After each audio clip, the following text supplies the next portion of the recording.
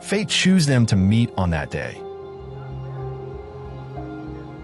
But one of them was hiding a devious fact, an act so despicable that even Satan would have thought about it twice. Welcome back to Paramount Recapped. I don't have many subscribers, but your single comment is a ray of hope to motivate me. Alright, so this story kicks off at this buzzing nightclub in London. There's this guy, Danny Dolinsky, a hitman who's almost ready to hang up his boots, just out there vibing and dancing with all the young party crowd. He's basically acting like he's 20 again, even though you can tell he's way past that. Next morning, Danny's place looks like a scene out of a wild party. Women are scattered all over his bed and couch, sleeping like logs. Danny strolls out of the bathroom, towel wrapped around him after a shower, looking way too chill for a guy in his line of work. Later that day, he pops over to see his doctor. The doc takes off this bracelet thing from Danny's wrist. It was there because he had just had some surgery done to fuse his joints. The doctor warns him to chill out for a bit and not rush back into work since his hand isn't fully ready. But of course, Danny, being stubborn as ever, says he's got to get back in action. Doc just sighs and tells him to start using his left hand more to take the pressure off the right. That afternoon, Danny's pulling a shift at this little cafe. While sneaking out for a smoke break in a back alley, he notices this beat-up car and out stumbles a young guy named Doug, all messed up. Speaking in this kind of secret code, Danny tells Doug to stay put in the car, shuts down the cafe, and brings Doug inside through the kitchen. Doug's bleeding pretty badly from a nasty stab wound in his stomach. Someone must have gone at him with scissors. Doug's panicking about needing a tetanus shot. Danny, acting super cool, calls someone up and promises help is on the way. Doug asks if maybe he should have just run off, but Danny tells him sticking around was the right move. Danny even tries to lift Doug's spirits by showing him this gorgeous beach photo from the Philippines, telling him the company will send him there for a holiday. Doug looks at the picture, probably dreaming about white sands and clear blue water, and bam, Danny casually shoots him right in the back of the head. His hand throbs in pain afterward, but mission done. Later, Danny goes to meet his boss, a guy named Opal. Opal is not exactly thrilled. Turns out Doug had seriously screwed up his last job. He was supposed to kill one person, but instead went crazy and ended up killing a man's wife and 2 little kids. Opal's furious, and while Danny says he's ready to get back into the real action, Opal just shakes his head. The company's looking to hire younger blood now, and Danny's injury doesn't help his case either. Danny tries to convince him otherwise, saying he's still got it after a flawless 30-year run. But Opal isn't buying it. Instead, he offers Danny a new gig, training rookies instead of actually pulling the trigger. Not exactly what Danny had in mind. Still, work's work. So Danny heads to a bowling alley to meet his new student, Wiborg, a cocky young guy with this whole edgy, punk thing going on. Painted nails, the whole vibe. Wiborg is all like, "You're just here to watch and give advice," but Danny lays it down straight. "I'm running the show." They hop in a car and start their journey to Belfast. Along the way, Danny can't help but joke about Wiborg's nail polish. They make a pit stop at a karaoke bar in Soho to pick up their gear, where Danny's an old favorite with the manager, Anata, and her assistant, Lola. They joke around about Belfast, and Danny even teases Anata that she should ditch the bar for a trip with him.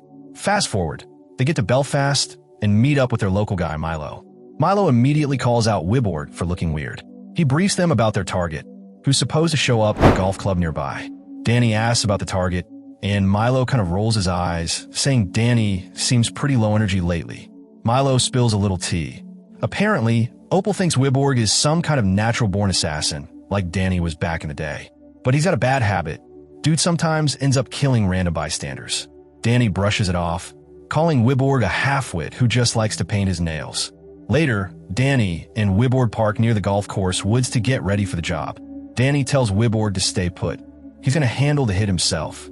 Wiborg argues, saying he thought Danny was only supposed to supervise, but Danny's too stubborn to listen. With binoculars, Danny spots their mark hanging out with some security guys.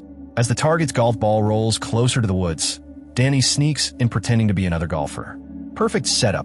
He lines up for the shot, but when he pulls the trigger, his hand seizes up and he misses. The target freaks out and takes off, with the guards chasing right after. Danny chases too, but ends up cornered by the guards. Lucky for him, Wiborg shows up just in time and takes out everyone, both the guards and the target, with clean shots. The next morning, while chilling in their hotel room, Danny gives Wiborg props for saving the mission. Later, during a call with Anata, Danny sounds a little worn out, but still in the game. Later on, they're summoned to Drumbo Park Stadium to meet their higher-up, William, and another hitwoman named Simone. William slides a folder across the table, full of info about their next job, a big boss named Barbieri. Danny flips through it and immediately says, "Yeah, not doing this." He calls it a suicide mission. William calmly reminds him he doesn't really have a choice. Meanwhile, Wiborg sneakily draws his gun under the table, ready for trouble. That's when they learn the real deal. The guy they killed at the golf course was being groomed to lead a massive criminal organization. Now, by picking off the rest of the leadership, starting with Barbieri, the plan is to wipe out the old leadership and create one giant united crime syndicate across the UK. Barbieri's next in line, but after him, there's a guy named Gak, and nobody knows where he's hiding. Since Barbieri lives in a fancy beach house, the idea is to come at him from the water. After the meeting, Danny gives Wiborg a serious piece of advice. Never pull a gun unless you know exactly why. He tells him if you blindly follow orders without thinking for yourself, you're just digging your own grave. They finally head to the beach, ready for the next part of the mission, only to find their boat isn't there.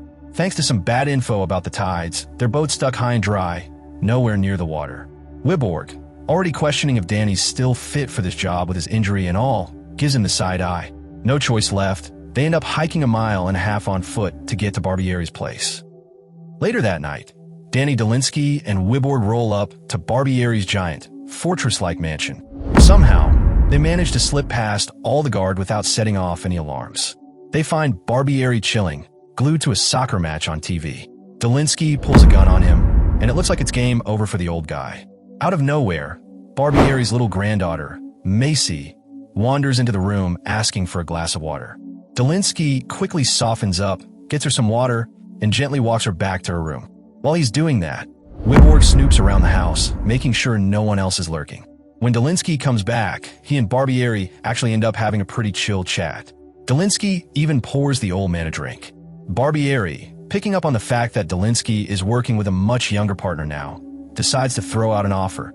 Ditch the rookie, and he'll triple Dolinsky's paycheck. All he's got to do is put a bullet in Wiborg instead. When Wiborg walks back into the room, for a hot second, it looks like Dolinsky's actually thinking about it. But then, bam, he shoots Barbieri straight in the head. No hesitation. They clean up fast and sneak back out without anyone knowing they were ever there. Later on, the two meet up with William at some grungy bar. William's all smiles, praising their teamwork, but Dolinsky is clearly somewhere else mentally, replaying Barbieri's words in his head. When William eventually leaves, Wiborg asks Dolinsky why he didn't bring up Macy during the hit. Dolinsky simply says he doesn't kill innocent people, no matter what. Wiborg fires back, saying where he's from, it's survival of the fittest. Morality doesn't even come into it. The argument heats up fast and turns into a full-blown fistfight right there in the bar. It's only when Anata shows up that they pull themselves apart before causing a scene. Later that night, Dolinsky and Anata decide to blow off some steam by hitting up a nightclub. They're having a great time, dancing and laughing. But when Dolinsky steps out for a smoke, he catches sight of some of Barbieri's guys sneaking up. Before he can even react properly, they grab him. The thugs rough him up a bit, making it crystal clear they plan to make him regret everything. Luckily, Anata isn't the type to stand around. She sneaks up, pulls a gun on one of them, and tosses it to Dolinsky. Danny tries to talk them down, suggesting they leave the personal grudges to their bosses. But when the goons swear they're going to hunt him and Anata down, Danny doesn't waste any more time. He guns them down on the spot. Feeling a little more like his old self after the shootout, Dolinsky and Anata hightail it to his mom's place. There, he introduces Anata to his mom, and they all crash for the night, trying to figure out what their next move should be. Next morning, Dolinsky calls up Wiborg to patch things up after their brawl. Wiborg actually congratulates him for taking out 3 armed thugs single-handedly. Then Wiborg drops some major news. Simone finally tracked down Yatsek, the next big target. Later, they meet up near the Grand Central Hotel, where Yatsek is hiding out. Security's everywhere, so they come up with a sneaky plan. Dolinsky shows up pretending to deliver appliances, even slipping a guard some drugs to grease the wheels. Once Dolinsky's out of sight, Wiborg pops out from inside the boxes and makes his way toward Yatsek's room. Meanwhile, Dolinsky waits outside, keeping an eye on the place. That's when he spots Simone acting shady alongside some of Yatsek's thugs. Alarm bells start going off in his head. It's a setup. He tries to warn Wiborg, but the line cuts out. Inside the hotel, Wyborg busts into Jacek's room, but it's empty. Before he can react, guards swarm him. They shoot him and take him prisoner. At the same time, Jacek's men, disguised as landscapers, storm Opal's mansion. They kill her assistant and tear through the house. Somewhere else, Delinsky meets up with Milo, who hands him some cash and tells him he needs to grab his mom and get the heck out of town. Oh, and by the way, Opal's already dead. Killed half an hour ago. Panicked, Delinsky races to his mom's house. He barely makes it before bullets start flying. He gets his mom and Anata upstairs to safety and tries to negotiate with Simone, who's leading the assault. When that fails, he MacGyvers a shield out of an ironing board stacked with books and charges at her, managing to shoot her dead. Afterward, he tells Anata to get his mom somewhere safe. He's got unfinished business to handle, specifically rescuing Wyborg. Delinsky grabs a huge container of gasoline, drives to a cafe owned by Jacek, clears out the customers, kills one of Jacek's goons, and sets the whole place on fire. When Jacek and his crew show up to inspect the mess, Delinsky tails them. He rams their car hard, causing a brutal crash, and grabs Jacek, planning to swap him for Wyborg. They arrange a meeting at some abandoned building. Jacek's men bring Wyborg, but just as things seem smooth, one of the goons stabs Wyborg in the stomach. Right then, a sniper fires at Delinsky, but misses. Chaos explodes. A wild shootout kicks off. Delinsky drops several of Jacek's men, but can't stop Jacek himself from slipping away under heavy guard.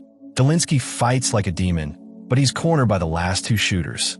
Just when it looks like curtains for him, a sniper round cracks through the air, dropping both goons. Wyborg, despite bleeding out, saves Delinsky's life from a distance. Danny rushes over, throws Wyborg into the getaway car, and as they drive off, Wyborg groans, saying he shouldn't have come back for him. Delinsky just grins and says, "I'm the GOAT, remember? If you like this story, give it a thumbs up, and if you didn't, maybe hit dislike twice just to be sure. Either way, go watch the full movie. It's totally worth it. Thanks for hanging out.